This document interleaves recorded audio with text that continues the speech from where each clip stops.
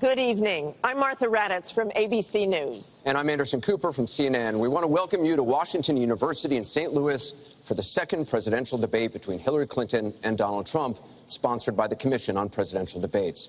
Tonight's debate is a town hall format, which gives voters a chance to directly ask the candidates questions. Martha and I will ask follow-up questions, but the night really belongs to the people in this room and to people across the country who have submitted questions online. The people you see on this stage were chosen by the Gallup organization. They are all from the St. Louis area and told Gallup they haven't committed to a candidate. Each of them came here with questions they want to ask, and we saw those questions for the first time this morning. Anderson and I and our team from ABC and CNN are the only ones who have seen them. Both candidates will have 2 minutes to answer each audience and online question. We hope to get to as many questions as we can, so we've asked the audience here not to slow things down with any applause, except for now. Ladies and gentlemen, the Republican nominee for President, Donald J. Trump, and the Democratic nominee for President, Hillary Clinton.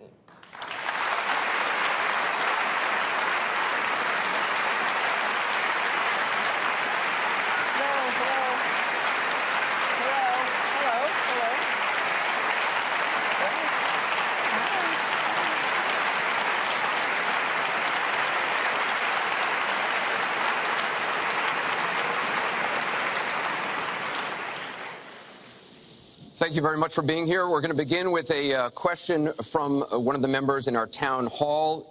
Each of you will have 2 minutes to respond to this question. Secretary Clinton, you won the coin toss, so you'll go first. Our first question comes from Patrice Brock. Patrice? Thank you and good evening. The last presidential debate could have been rated as MA, mature audiences, per TV parental guidelines. Knowing that educators assign viewing the presidential debates as students' homework, do you feel you are modeling appropriate and positive behavior for today's youth? Well, thank you. Are you a teacher? Yes, I think that that's a very good question, because I've heard from lots of teachers and parents about some of their concerns about some of the things that are being said and done in this campaign. And I think it is very important for us to make clear to our children that our country really is great because we're good. And we are going to respect one another, lift each other up. We are going to be looking for ways to celebrate our diversity. And we are going to try to reach out to every boy and girl, as well as every adult, to bring them in to working on behalf of our country. I have a very positive and optimistic view about what we can do together. That's why the slogan of my campaign is Stronger Together.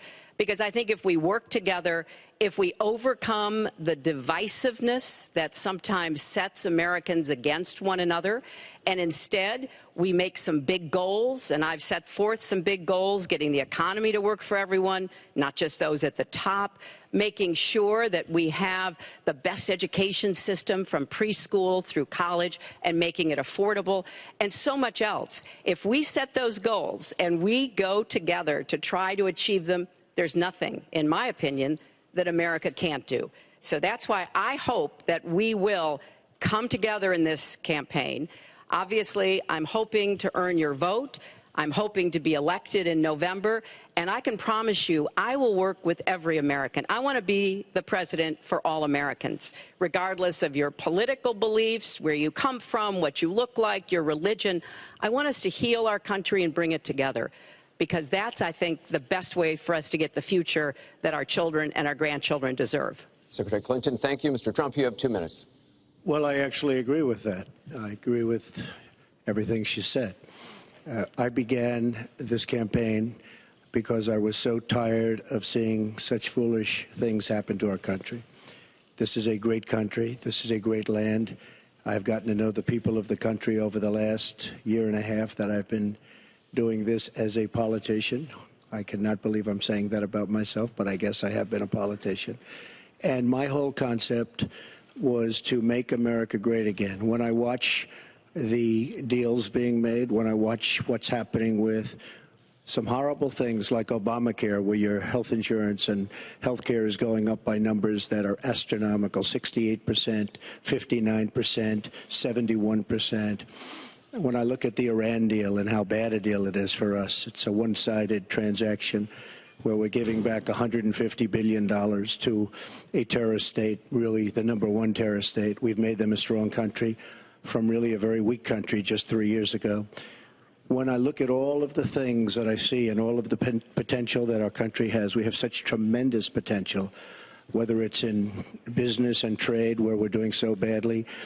Last year, we had an almost $800 billion trade deficit. In other words, trading with other countries, we had an $800 billion deficit. It's hard to believe. Inconceivable.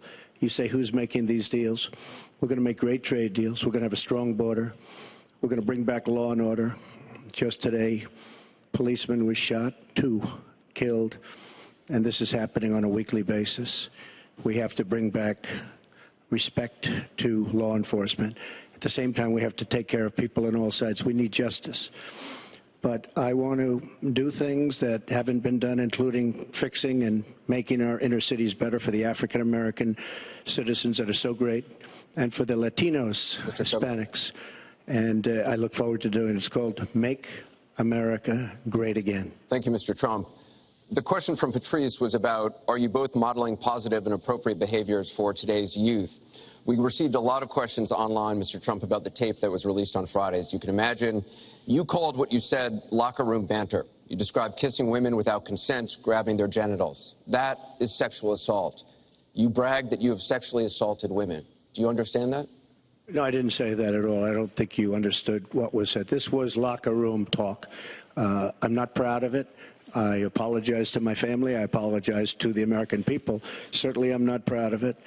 But this is locker room talk. You know, when we have a world where you have ISIS chopping off heads, where you have, and frankly, drowning people in steel cages, where you have wars and horrible, horrible sights all over, where you have so many bad things happening. This is like medieval times. We haven't seen anything like this, the carnage all over the world. And they look and they see. Can you imagine the people that are, frankly, doing so well against us with ISIS, and they look at our country and they see what's going on? Yes, I'm very embarrassed by it. I hate it, but it's locker room talk, and it's one of those things. I will knock the hell out of ISIS. We're going to defeat ISIS. ISIS happened a number of years ago in a vacuum that was left because of bad judgment, and I will tell you, I will take care of ISIS, and we should get on to much more important things and much bigger things. Just for the record, though, are you saying that what you said on that bus 11 years ago, that you did not actually kiss women without consent or grope women without consent? I have great respect for women. Nobody has more respect for women than I do. So for the record, you're saying you never did that? I said things that, frankly, you hear these things are said, and I was embarrassed by it, but I have tremendous respect for women. Have you ever done those things? Women have respect for me, and I will tell you, no, I have not. And I will tell you that I'm going to make our country safe. We're going to have borders in our country, which we don't have now. People are pouring into our country, and they're coming in from the Middle East and other places. We're going to make America safe again. We're going to make America great again, but we're going to make America safe again. And we're going to make America wealthy again, because if you don't do that, it sounds harsh to say, but we have to build up the wealth of our nation. Right now, other nations are taking our jobs and they're taking our wealth. Thank you, Mr. Trump. And that's what I want to talk about. Secretary Clinton, do you want to respond? Well, like everyone else, I've spent a lot of time thinking over the last 48 hours about what we heard and saw. You know, with prior Republican nominees for president, I disagreed with them on politics, policies, principles, but I never questioned their fitness to serve. Donald Trump is different. I said starting back in June that he was not fit to be president and commander-in-chief. And many Republicans and independents have said the same thing. What we all saw and heard on Friday was Donald talking about women, what he thinks about women, what he does to women, and he has said that the video doesn't represent who he is, but I think it's clear to anyone who heard it that it represents exactly who he is, because we've seen this throughout the campaign. We have seen him insult women. We've seen him rate women on their appearance, ranking them from 1 to 10.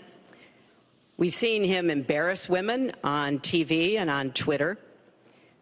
We saw him after the first debate spend nearly a week denigrating a former Miss Universe in the harshest, most personal terms. So, yes, this is who Donald Trump is. But it's not only women, and it's not only this video that raises questions about his fitness to be our president, because he has also targeted immigrants, African Americans, Latinos, people with disabilities, POWs, Muslims, and so many others. So this is who Donald Trump is. And the question for us, the question our country must answer, is that this is not who we are. That's why, to go back to your question, I want to send a message, we all should, to every boy and girl, and indeed to the entire world, that America already is great, but we are great because we are good. And we will respect one another, and we will work with one another, and we will celebrate our diversity. These are very important values to me, because this is the America that I know and love. And I can pledge to you tonight that this is the America that I will serve if I'm so fortunate enough to become your president. And we want to get to some questions Well, from am I allowed online. to respond to that? I assume I am. Yes, you can respond to that. It's just words, folks. It's just words. Those words, I've been hearing them for many years. I heard them when they were running for the Senate in New York, where Hillary was going to bring back jobs to upstate New York, and she failed. I've heard them where Hillary is constantly talking about the inner cities of our country, which are a disaster, education-wise, job-wise, safety-wise, in every way possible. I'm going to help the African Americans. I'm going to help the Latinos, Hispanics. I am going to help the inner cities. She's done a terrible job for the African Americans. She wants their vote, and she does nothing, and then she comes back 4 years later. We saw that firsthand when she was a United States Senator. She campaigned where the primary part of her campaign. I want to get to audience questions and online questions. So she's allowed to do that, but I'm not allowed to respond. You're going to get to respond right now. That sounds fair. This tape is generating intense interest. In just 48 hours, it's become the single most talked about story of the entire 2016 election on Facebook, with millions and millions of people discussing it on the social network. As we said a moment ago, we do want to bring in questions from voters around the country via social media, and our first stays on this topic. Jeff from Ohio asks on Facebook, Trump says the campaign has changed him. When did that happen? So, Mr. Trump, let me add to that. When you walked off that bus at age 59, were you a different man, or did that behavior continue until just recently? And you have 2 minutes for this. As I told you, that was locker room talk. I'm not proud of it. I am a person who has great respect for people, for my family, for the people of this country, and certainly I'm not proud of it. But that was something that happened. If you look at Bill Clinton, far worse, minor words, and his was action. His was what he's done to women. There's never been anybody in the history of politics in this nation that's been so abusive to women. So you can say any way you want to say it, but Bill Clinton was abusive to women. Hillary Clinton attacked those same women and attacked them viciously. 4 of them are here tonight. One of the women, who is a wonderful woman, at 12 years old, was raped at 12.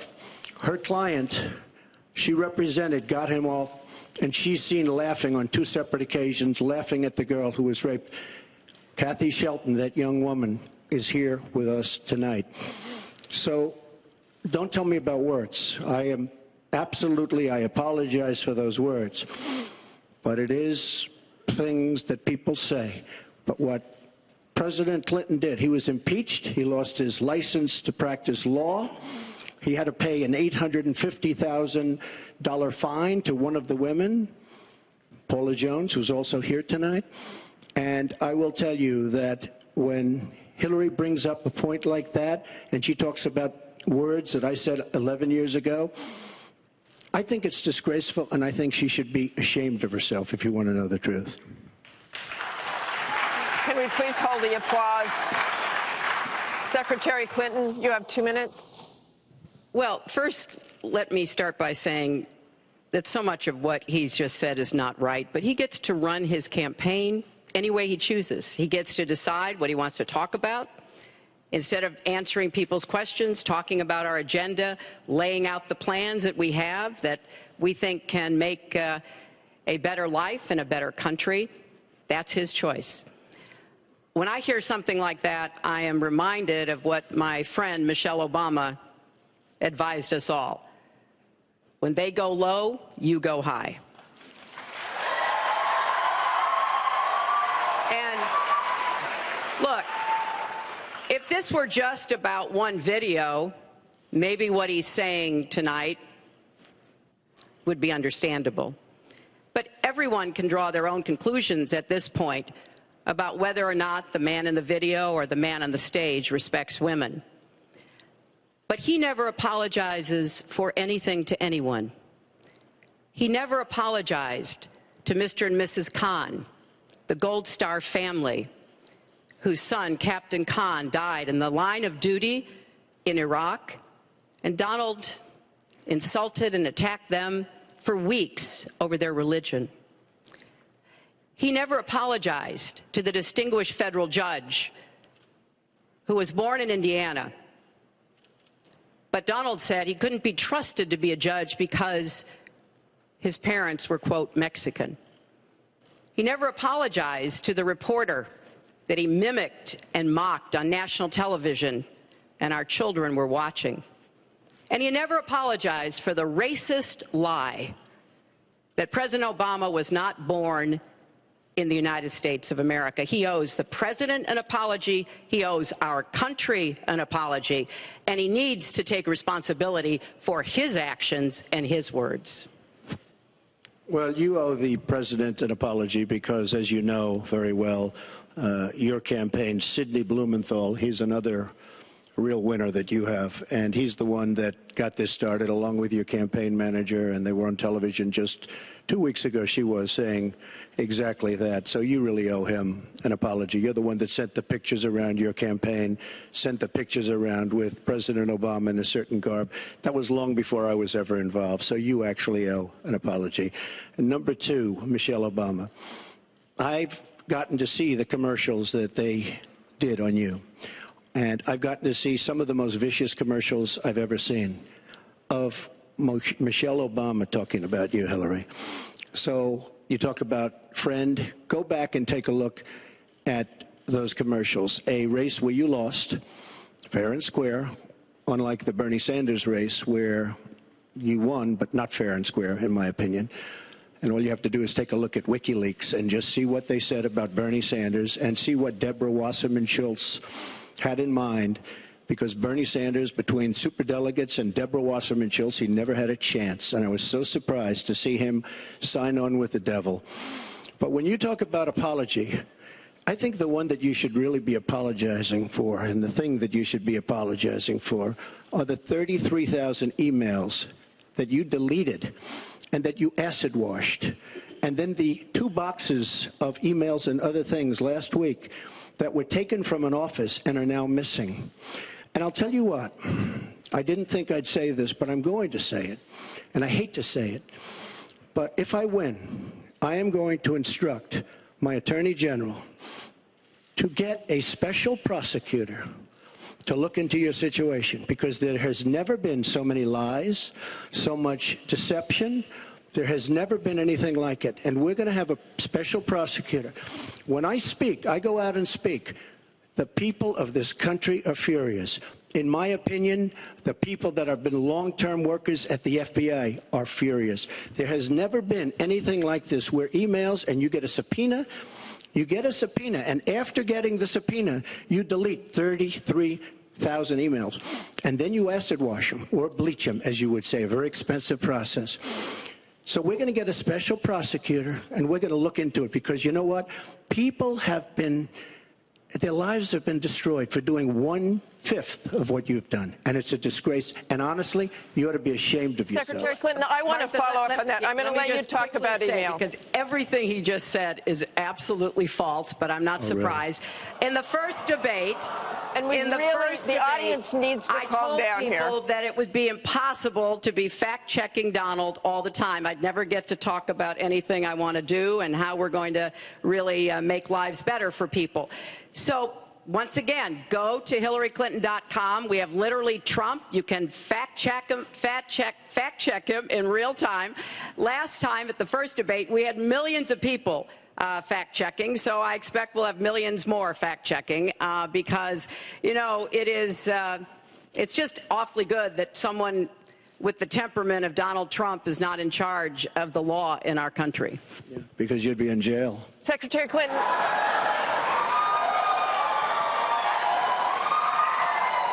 We want to remind the audience to please not talk out loud. Please do not applaud. You're just wasting time.